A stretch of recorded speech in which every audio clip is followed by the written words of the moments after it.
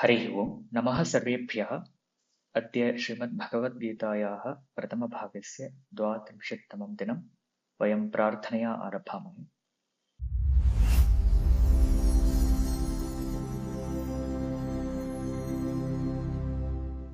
अग्रिमश्लोकः द्वितीयाध्यायस्य षट्चत्वारिंशत्तमः श्लोकः। यावानर्थ उदपाने सर्वतः सम्प्लुतोदके तावान् सर्वेषु वेदेषु ब्राह्मणस्य विजानतः। अत्र पदच्छेदः। यावान् अर्थः उदपानि सर्वतः सम्प्लुतोदके तावान् सर्वेषु वेदेषु ब्राह्मणस्य विजानतः। अत्र पदार्थं पश्यामः। ततः पूर्वं तत्र सन्धिः अर्थ उदपानि तत्र विसर्गस्य लोपः, पुनः सर्वतः सम्प्लुतोदके तत्र विसर्गस्य विकल्पेन सत्वं, तावानेव सन्धिविषयः। अग्रे पदपरिचयः। अत्र यावान् अवगम्यते अर्थः। अत्र अर्थः इत्यत्र अत्र अर्थः इत्यस्य अर्थः प्रयोजनम् इति अर्थः। अत्र इट्स् अ मीनिङ्ग्। वस्तुतः अर्थशब्दस्य प्रयोजनम् इत्येव अर्थः। शब्दार्थः इति शब्दप्रयोजनम् इत्येव तत्र अर्थः। अत्र अर्थशब्दस्य प्रयोजनम् इति अर्थः। पुनः उदपानि, अत्र उदपानं नाम जलं।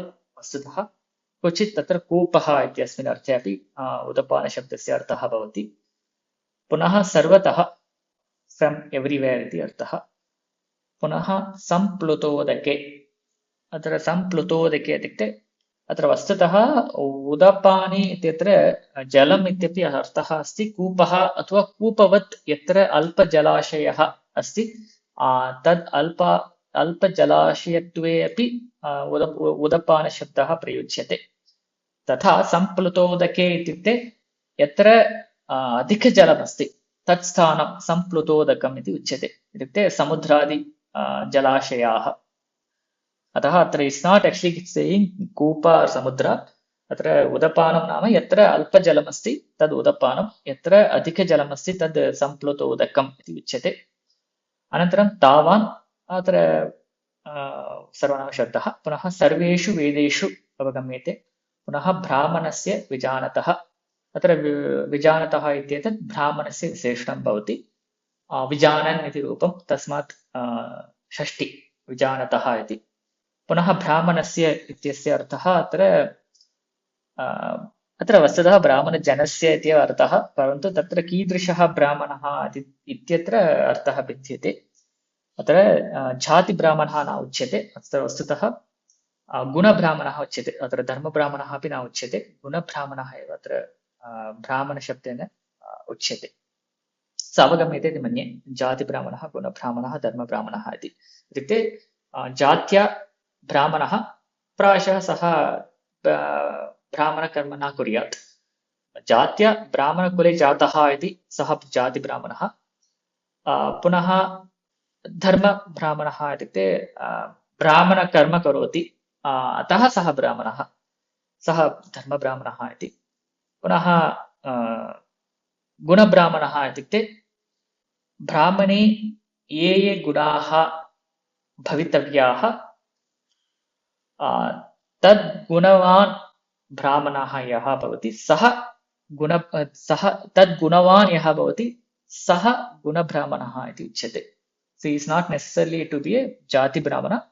Anybody who has the qualities of brahmana is actually called guna brahmana. So अत्र तु गुणब्राह्मणस्य एव उच्यते. अतः ब्राह्मणस्य विजानतः अस्तु। अत्र विजानतः इत्युक्ते यः जानाति सः विजानन्। यः विजानाति सः विजानन्। अत्र विजानन् वि उपसर्गपूर्वकात् तत्र ज्ञाधातुः। अतः तत्र विशेषेण जानाति अथवा सम्यक् जानाति अथवा वास्तविकं जानाति इति तत्र तात्पर्यम्। यः वास्तविकं विषयं सम्यक् जानाति तादृशः गुणब्राह्मणः इति तत्र अर्थः। अस्तु, अग्रे पुनः अन्वयं पश्यामश्चेत् अत्र वस्तुतः भगवद्गीतां पश्यामश्चेत् तत्र केचन श्लोकाः प्रायशः उपदशश्लोकाः यावन्तः क्लिष्टकराः सन्ति इति अनुमीयन्ते. इत्युक्ते we know that there are around 8 to 10 shlokas. They are difficult in terms of giving anvaya and as well as in terms of the meaning. So either anvaya may be easier, but meaning may be difficult. Sometimes few shlokas the anvaya may be difficult and meaning may also be difficult. So तथा द्वितीय अध्याये त्रयः श्लोकाः सन्ति. So there are 3 shlokas of that kind actually. So this is one of them. And other two we already seen one, that is नासतो विद्यते भावः नाभावो विद्यते सतः. सः श्लोकः अपि सा एव प्रथमः श्लोकः. So in entire Bhagavad Gita, that's the first shloka which is treated as a difficult shloka. And this shloka, few they treat difficult and few they don't. And अग्रे पुनः तृतीयः श्लोकः भवति या निशा सर्वभूतानाम् इति एकः श्लोकः अग्रे भविष्यति. So that's also a little trickier to understand. So the problem here is those who are not even mature, for them they don't feel any difficulty. Those who are very mature, they don't feel any difficulty. Those who are in the middle, those are trying to mature in this field, they will have difficulty in understanding the meaning. अन्वयात् पूर्वं तत्र सरलः अर्थः तात्पर्यम् अत्र संक्षेपः कः इति पृच्छामश्चेत् कर्मकाण्डे यत् प्रयोजनं लभ्यते तदेव प्रयोजनम् अथवा तस्मात् अधिकमेव प्रयोजनं ज्ञानयोगे लभ्यते इत्येव तत्र तात्पर्यम्. So कर्मयोग आचरणेन यद् लभ्यते तस्मात् अधिकं तदपि लभ्यते तस्मात् अधिकमपि लभ्यते ज्ञानयोग आश्रयनेन इति तत्र तात्पर्यम्. अत्र किमर्थम् एतद् उच्यते, अत्र कर्मकाण्ड आचरणेन मया एतत् सर्वं त्यक्तव्यं खलु, तत् प्रयोजनं किं, तत्र महत् प्रयोजनं वर्तते, तद्वयं कथं त्यक्तुं शक्नुमः इति पृच्छामः चेत् अत्र त्यागः न कोऽपि क्रियते, तत्र यत् फलं यत् प्रयोजनं भवति तत् प्रयोजनम् अत्रापि भवति, तस्मात् अधिकमपि अत्र भवति इति अत्र तात्पर्यम्. अतः अत्र उदाहरणत्वेन अत्र उपमानमेकं दर्श्यते. यथा अत्र कस्मिंश्चित् लघुजलाशये यत् प्रयोजनं भवति तत् प्रयोजनं तत्र सम्प्लुतोदके इत्युक्ते समुद्रे अथवा नद्यामपि तत् प्रयोजनं विद्यते एव. इत्युक्ते कूपे लघुजलमस्ति, in the well there is very little water. So कूपे लघुजलेन यत् प्रयोजनं भवति तत् प्रयोजनं नद्यां यत् जलमस्ति तेन जलेन अवश्यं तत् प्रयोजनं भवति एव. तथैव अत्र कर्मकाण्डे यत् प्रयोजनम् अस्माभिः दृश्यते तत् प्रयोजनम् अत्र ज्ञानकाण्डे अथवा ज्ञानयोगे अपि अस्ति इति तत्र उच्यते. किमर्थम् एतादृशम् उच्यते? पुनः अत्र ज्ञानयोगस्य अथवा कर्मयोगस्य महिमा बोधयितुम् अत्र एतत् उच्यते. सो अयमेव श्लोकः, अन्तिमः श्लोकः महिमा विचारे. अस्तु, इदानीम् अन्वयं पश्यामश्चेत् यथा, so we'll first understand the first part of it. So यावान् अर्थः उदपानि दृष्टः तावान् अर्थः सर्वतः सम्प्लुतोदके अपि दृश्यते इति प्रथमः अर्थः. And second one, तथा यथा जले अर्थः दृष्टः, अर्थः नाम प्रयोजनम्. इत्युक्ते यावत् प्रयोजनं अल्पजलाशये दृष्टं तावत् प्रयोजनम् अत्र सर्वतः सम्प्लुतोदके इत्युक्ते समुद्रे अथवा नद्यामपि दृश्यते इति तत्र भावः. इत्युक्ते अत्र स्नानं कर्तुं शक्यते, तत्रापि स्नानं कर्तुं शक्यते. अतः एतत् जलं पानयोग्यं भवति, तत्र नद्यामपि जलं पानयोग्यं भवति. तथा यद्यत् तत्र कूपे कर्तुं शक्यते तत्सर्वं नद्यामपि कर्तुं शक्यते इति भावः.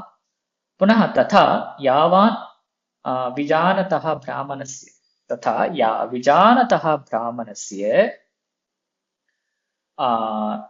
यावत् प्रयोजनं सर्वेषु वेदेषु दृष्टं तावत् विजानतः ब्राह्मणस्य तावदेव प्रयोजनम् अथवा तावत् प्रयोजनं ब्रह्मणि अपि दृश्यते. अत्र केन दृश्यते? अत्र विजानता ब्राह्मणेन तद् दृश्यते इति भावः. सो विजानन् ब्राह्मणः किं पश्यति?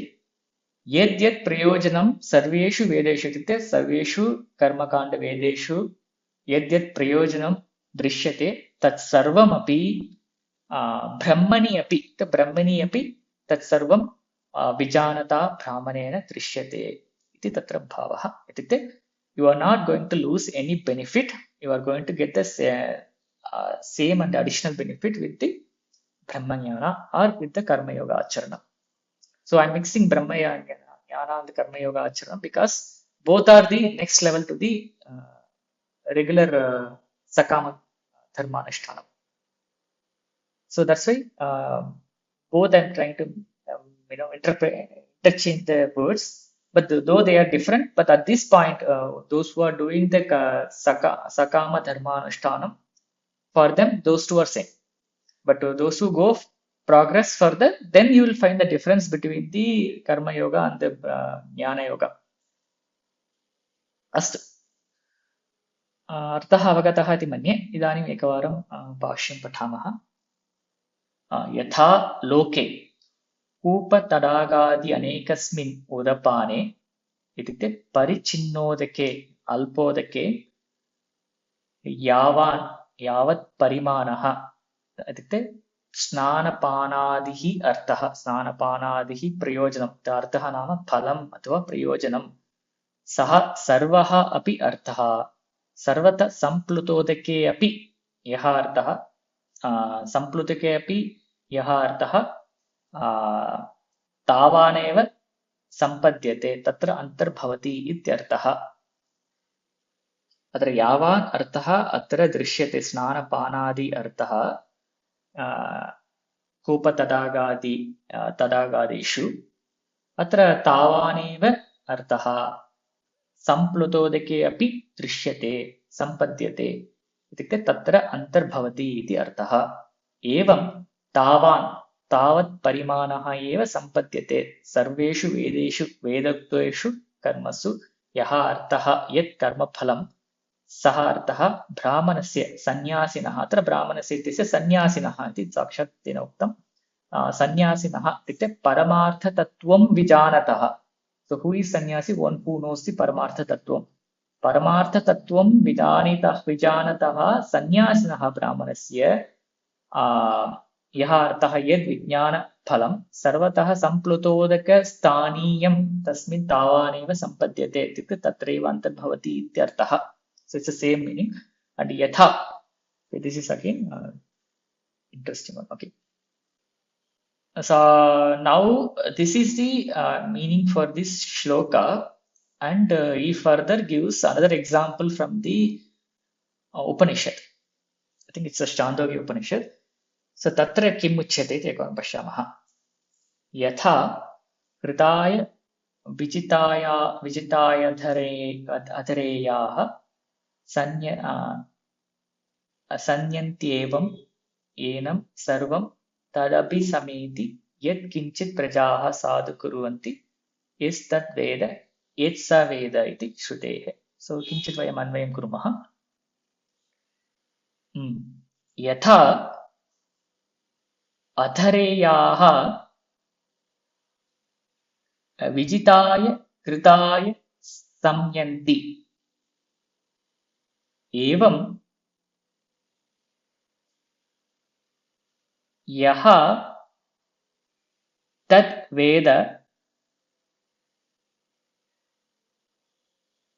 यत् सः वेद तं सर्वं तदपि समेति किं सर्वं यत् किञ्चित् प्रजाः साधु कुर्वन्ति.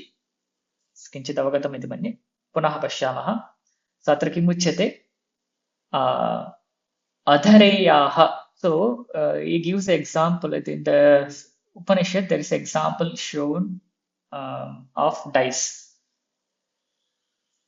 So in the dice, there are 4 sides, and each side will have some dots: 1 dot, 2 dots, 3 dots, and 4 dots. But I don't know from where that rule come. But the rule, what it says is, if you roll a dice and if you get 4 dots winning, that means you own all other sides also. That's the dharma there. So when you roll a dice and if you get 4 points, that means you got it's as equivalent as you got first point, second point, and the first side, second side, third side, and fourth side. That means you own all the sides. So that is the meaning of that. Atah atra kim uchyate? Adhareyaha. Atra krita nama. It's a four-sided dice side. So Vijitaya Kritaya.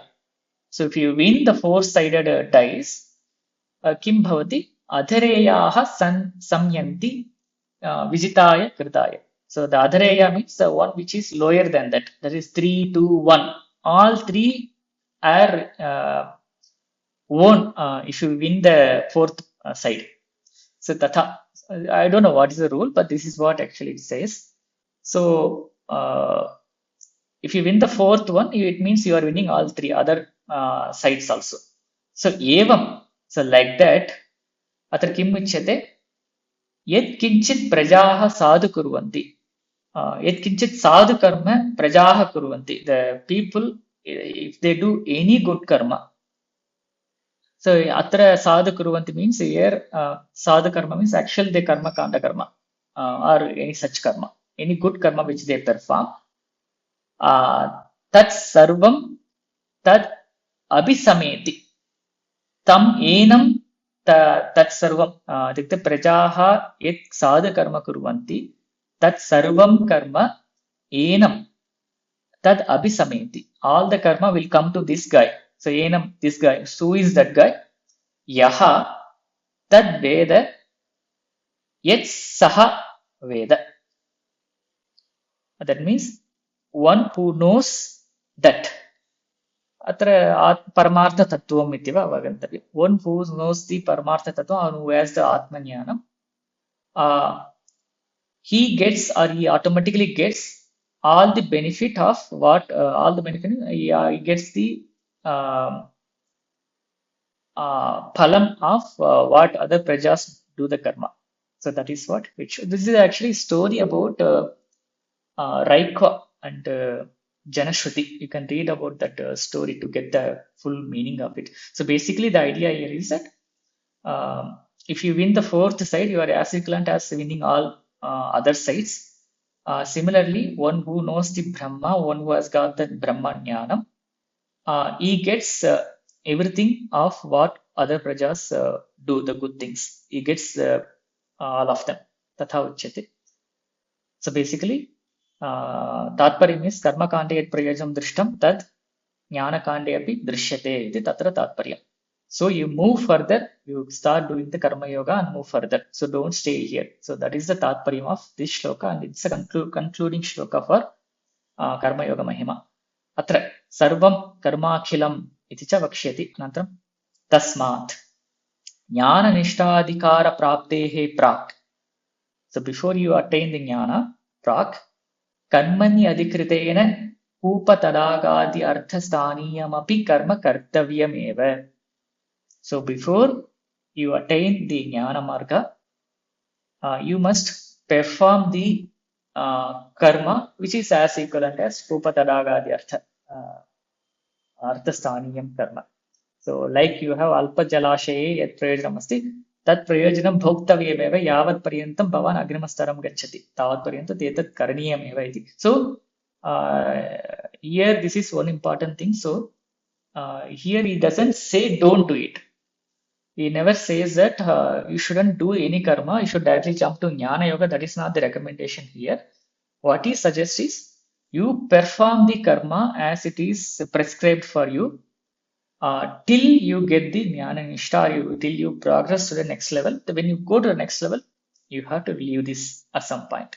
So that is the tatparyam here. So tasmat jnana nishtha adhikara praptehe prak. अत्र this is again one difficult thing. अत्र ज्ञाननिष्ठाधिकारशब्दस्य why I am saying this is because this is the base for the next shloka. So अत्र ज्ञाननिष्ठप्राप्तेः प्राक् इति न उक्तम्. ज्ञाननिष्ठाधिकारप्राप्तेः प्राक् इत्युक्ते ज्ञाननिष्ठार्थं यदि अधिकारः प्राप्तः तदानीम् एतत् कर्म सर्वं त्यक्तुं शक्यते. ततः पूर्वं मा त्यजतु इति तत्र तात्पर्यम्. So it is not about getting the Jnana-nishtha. If you get Jnana-nishtha adhikara, then you should stop doing it. That's what he says it. तत्र अधिकारशब्दस्य कः अर्थः इति चेत् तत्र अधिकारशब्दस्य अर्हता इति अर्थः. It is not अधिकारशब्दस्य अर्थः right इति न अर्थः. अत्र eligibility इति अर्थः तत्र. So if you get eligible for the next level, you stop doing it. So till you get the eligibility for the next level, you should perform the karma. It is not about till you get the phalam of the next level. So phalam is the jnana nishtha praptihi eva phalam. So tat prapti paryantam atra karma karaniyam iti nasti. Atra jnana nishtha adhikara prapti paryantam karma karaniyam iti tatra tatparyam. So if I hope this is clear. Ataha tavacha. So you should also do the karma. Because he clearly says you are not yet reached, you are not attained any eligibility to get the jnana nishtha yet. So you should continue to do the vihitam karma. Iti tatra tatparyam. Thank you all for watching this video. If you like this video, please comment and like and share this video. If you have any feedback or suggestions, please post them in the comment section below. धन्यवादः. वयं पुनः मिलिष्यामः.